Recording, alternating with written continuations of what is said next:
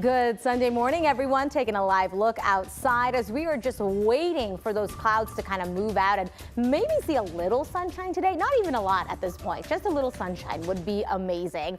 Thanks so much for joining us. I'm Anusha Roy. We see it up in northern Colorado and we see it all around the state. It is still gloomy outside. Want to bring in Chris Bianchi right now. Chris, you're telling us the sun is coming. We just have to wait a little bit. Yeah, it's coming a little bit today. We're getting a little bit of sun today. Tomorrow we got a lot of bit of sun. So that's the kind of good news, bad news sort of situation. But the real good news, at least if you're tired of the rain, we have some showers this afternoon, but these are going to be, a little bit of rain, not a big deal, and certainly nothing close to what we saw yesterday and on Friday night. So we probably get some partial clearing later on this morning, then some showers and a rumble of thunder or two this afternoon, and then it dries out through Wednesday.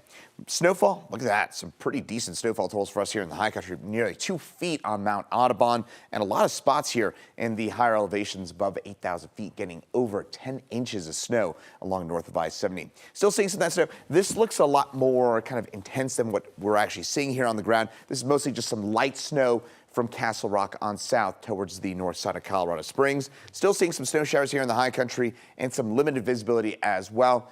We'll see some of those rain showers push their way off to the east later on this afternoon and give way to a much drier day for tomorrow. Meantime, high today around 60 degrees, mix of sun and clouds. I'll have details on that forecast coming up for you in just a couple minutes.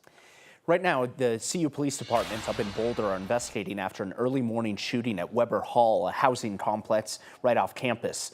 This is the alert that CU Boulder sent out around 4:30 this morning. CU Police tell us that they broke up a party at 3 o'clock this morning, and while they did that, they also got reports of shots fired up in the parking lot. They were able to identify the suspect's vehicle and were able to make that stop, along with at least one arrest. It's unclear how many people were arrested at this time or what charges they might face. Luckily, though, no injuries were reported. Police are still investigating exactly what happened. Developing right now, police in Greenwood Village are investigating after a body was found near Cherry Creek High School. It happened around 5 o'clock Saturday morning in the area of East Union Avenue, just east of South Yosemite Street. Police say someone killed a young man. They do not think that there is a connection to the school district. We still don't know who the victim is or who police might be looking for. Anyone with more information can call the number on your screen. And in Denver, police say a security guard shot someone accused of trespassing at an apartment complex overnight. Happened on the 400 block of South Cherokee Street, just south of I-25. Police say the security guard found the suspect in the apartment's gym. They got into some kind of altercation, and the security guard then shot him. Well, this weekend was marked by more protests at college campuses across the country as they are calling on universities to divest out of interest in Israel. Along with protests, there have been hundreds of arrests and efforts to shut them down over concerns of anti-Semitic activity.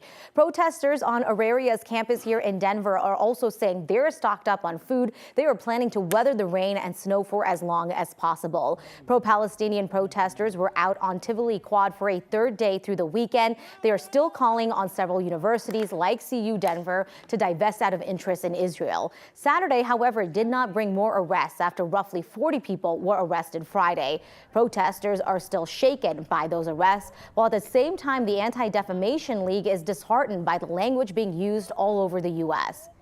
It was extremely sad. I couldn't even keep chanting. I was crying. It's been really disappointing to see the types of protests that have been happening, not only at the Auraria campus, but across the country.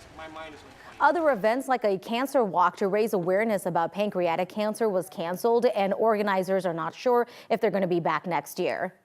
They didn't get to experience today what Purple Stride is all about, and hopefully they'll be there next year. But I know they'll be looking on from above as well. Volunteers still passed out T-shirts at Ball Arena and said that they did still have a great turnout. The U.S. Department of Agriculture now says avian flu has been detected in dairy cattle in Colorado. It comes as the virus continues to spread across the country, prompting concerns from health experts. The department's Animal and Plant Health Inspection Service monitors avian flu detection in backyard flocks, wild animals, as well as livestock. This is a look at the most recently updated livestock tracker. You can see that Colorado is red on your screen there. Those are the states that have confirmed cases of the avian flu. Colorado's case was confirmed on Thursday. The state says it was detected in northeast Colorado, though we don't know exactly where. An obvious concern for people across the U.S. is the impact on milk. The FDA says traces of the virus have been found in 1 out of 5 samples of pasteurized milk. The Department of Agriculture is now issuing a federal order to require more bird flu testing in dairy cows. But health officials say pasteurized milk is still safe to drink. The USDA says dairy cattle moving between states should be tested for all types of flu. Under that new order, any cow that tests positive is not allowed to cross state lines without consulting the USDA's inspection team. In world news, Hamas released another video showing 2 hostages, including 1 American. The video shows 47-year-old Omri Miran and 67-year-old American-Israeli Keith Siegel.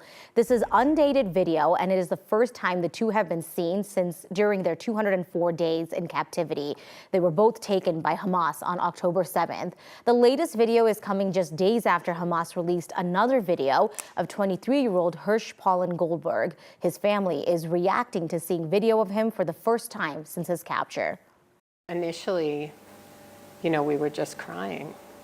This was a tremendous validation. And on the other hand, we see him, he's in captivity. Meantime, the pressure on Israel's Prime Minister Benjamin Netanyahu is growing for him to reach a deal with Hamas to release the remaining hostages. Hamas says it is reviewing a new ceasefire proposal in Gaza.